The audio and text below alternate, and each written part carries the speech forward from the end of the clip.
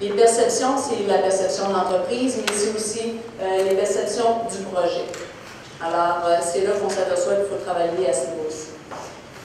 En décembre dernier, étant donné que la perception, c'est quelque chose qui est parfois intangible, on a demandé à l'EG Marketing d'aller vérifier justement au niveau de notre crédibilité.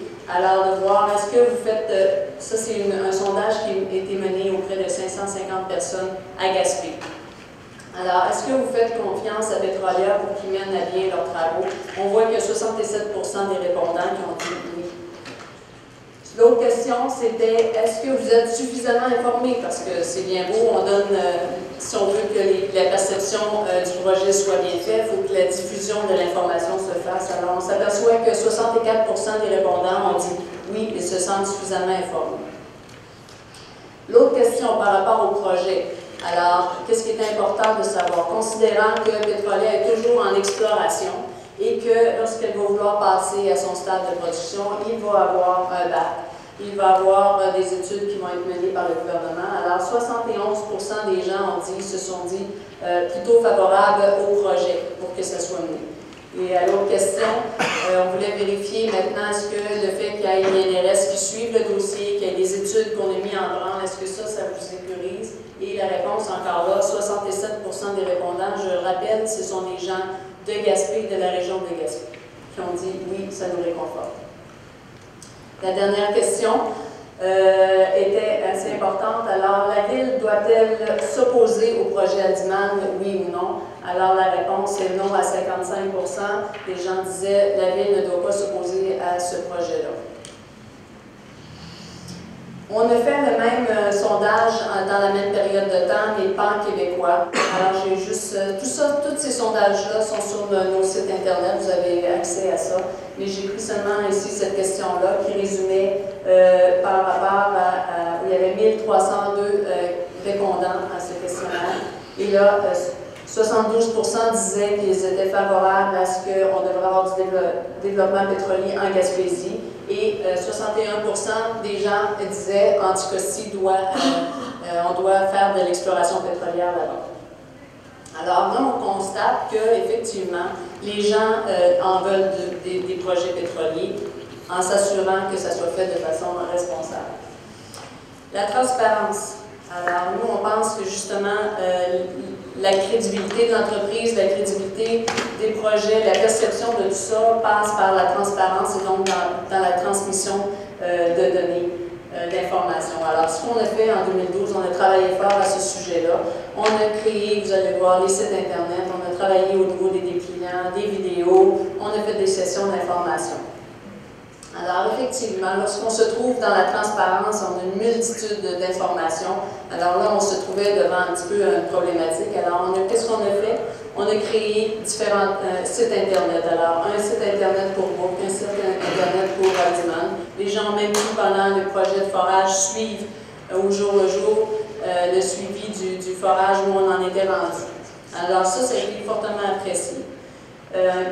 On s'en vient avec un nouveau site corporatif qui va, parce que l'autre s'en venait désuet, on a préféré commencer par les projets, étant donné qu'on était en forage. Vous avez trouvé un petit peu durant juste avant des dépliants. Donc, on fonctionne souvent avec des dépliants qu'on va distribuer soit porte à porte ou on fait en sorte que dans ces dépliants-là, toutes les questions qui nous sont posées, les interrogations ou lorsqu'on voit que les gens, leur perception du risque est assez importante, on vient faire un dépliant puis on essaie de donner l'information à tous les différents niveaux. Alors, ça a été dans les régions soit de Gaspé, Murdochville, ça a été très fortement apprécié. Aussi, lorsque ça se fait nécessaire, on passe par les hebdos régionaux. Alors, souvent, ce que vous avez perçu, peut-être les gens de Montréal, c'est qu'on a toujours fonctionné dans les dernières années de passer par le milieu. Si on veut que l'acceptabilité de nos projets fonctionne bien, on se doit de passer par le milieu. Donc, on a toujours misé à informer les gens du milieu au départ. Cette année, on tente d'aller un petit peu plus au national, vous allez vous en rendre compte.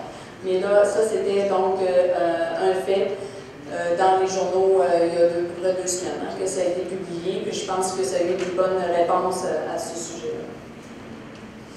Aussi, une façon de venir vérifier si on a au niveau de l'acceptabilité sociale, si notre projet, au niveau des perceptions, c'est quoi. On s'aperçoit que ici, ça nous a réconforté en tant qu'entreprise. C'est une première au Québec. Alors, en Gaspésie, il s'est formé un regroupement pour l'avancement économique de la Gaspésie. C'est pas seulement le projet Adiman, c'est pas seulement sur l'exploration pétrolière, mais ils vont être porteurs aussi de différents projets. Alors, pour être actifs, ils ont ouvert un Facebook, tout ça en très peu de temps. Ils ont mis une pétition en ligne pour ceux qui veulent aller, qui ne l'ont pas déjà fait.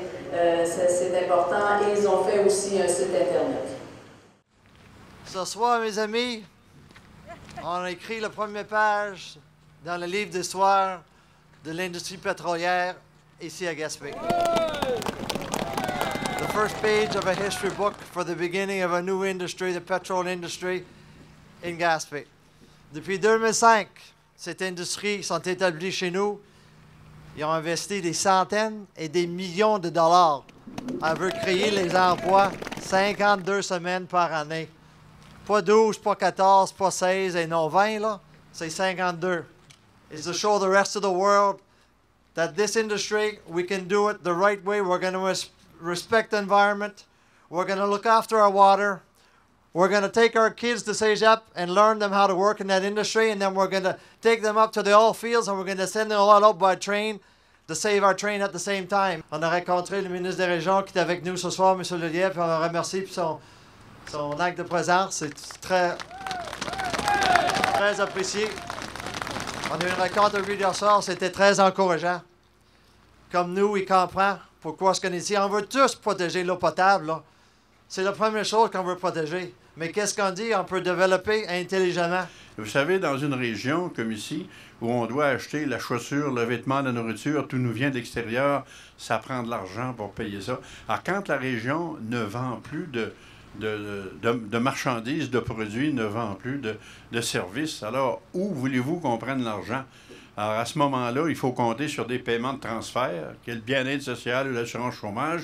Et quand on voit les coupures que les gouvernements sont encore en train de faire là-dedans, on se demande si on va être capable de résister, d'exister.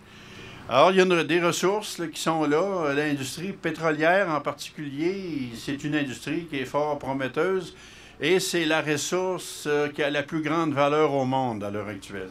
Alors, si on l'a en dessous des pieds, il va falloir aller la chercher. Nos enfants sont allés à l'extérieur, ils ont suivi des cours, ils ont rencontré des conjoints, ils se sont mariés, ils sont là-bas.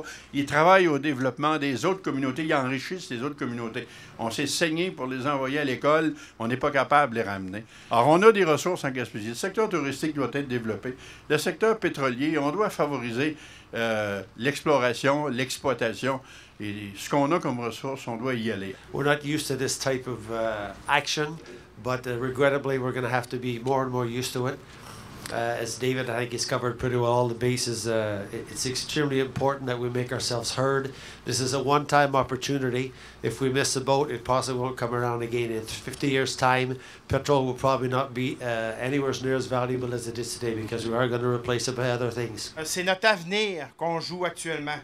On a vu beaucoup de pertes d'emplois dans les quelques derniers mois ici, dans le centre-ville de Gaspé, à Rivière-au-Nord. Ça fait qu'il faut qu'on se mobilise. On sait qu'on est écouté en haut lieu quand on se manifeste ici, le regroupement. Thank you everybody for coming in this evening. We thank you for your support. We're going to look for it in the future. Merci beaucoup tout le monde qui sont venus ce soir. C'est vraiment un plaisir de vous voir ici. Puis on va continuer à travailler pour l'avancement de notre économie ici à Gaspé.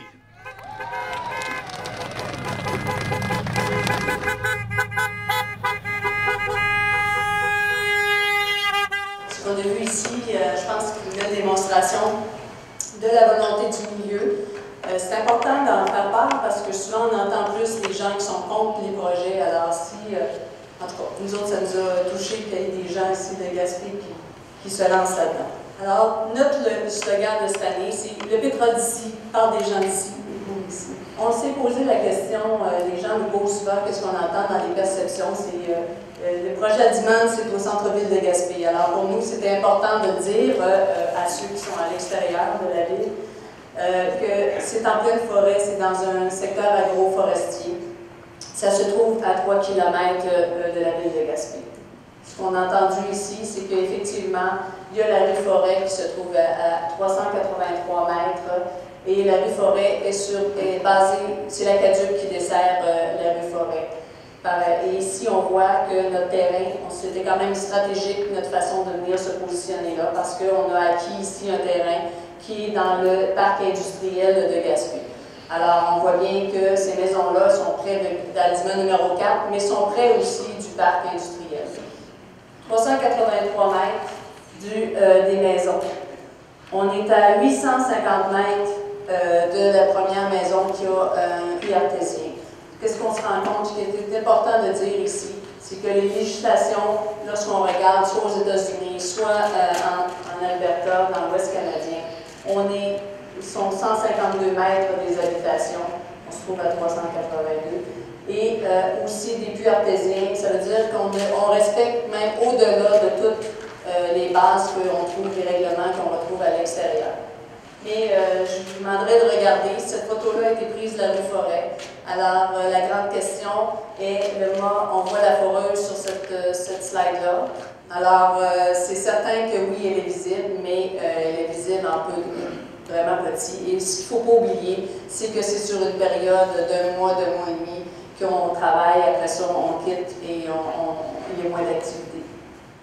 Si on voit, je vous ai juste montré la foreuse sur le site, donc enneigé.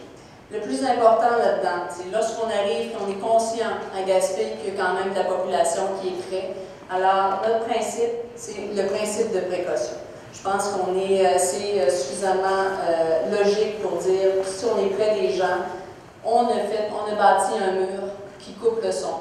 Ce mur-là, on n'a pas pu le vérifier, mais il a été bâti justement pour couper au maximum le volume, qui avait été vérifié quand même au projet Bourque, et le nombre de décibels était très bien respecté. Je pense que ça donnait 34 décibels à 350 mètres. Donc, on s'apprêtait à faire aussi une étude de son, mais ça n'a pas été possible. La deuxième chose, c'est qu'on a mis en place une membrane d'étanchéité. Donc, si advenant le cas, il s'y arrivait un déversement sur le site, tout ça est protégé, la terre, la nappe phréatique est protégée et l'huile retournerait à ce moment-là à l'intérieur du puits. Donc, ici, ce n'est pas des choses, ce n'est pas la réglementation, ça veut dire qu'on est au-delà de ça. On a procédé aussi à une étude de toxicologie, vous l'avez probablement vu dans les derniers jours, on a révélé cette étude-là.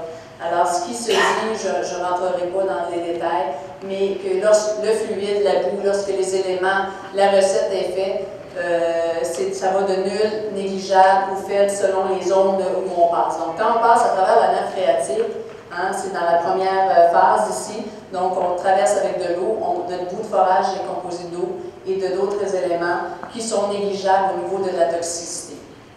Alors, ça devrait réconforter les citoyens à ce niveau-ci.